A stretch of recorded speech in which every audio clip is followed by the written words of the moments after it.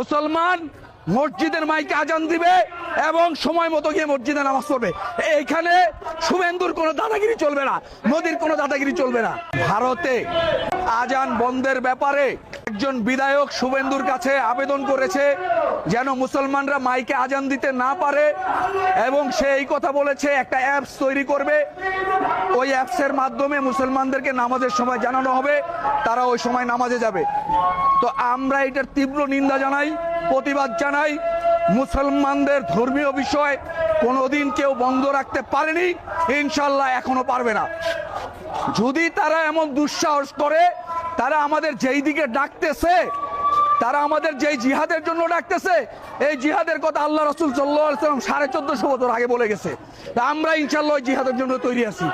মুসলমান মসজিদের মাইকে আজান দিবে এবং সময় মতো গিয়ে মসজিদে নামাজ পড়বে। এইখানে শুভেন্দুর কোনো দাদাগিরি চলবে না, মোদির কোনো দাদাগিরি চলবে না, ইনশাআল্লাহ।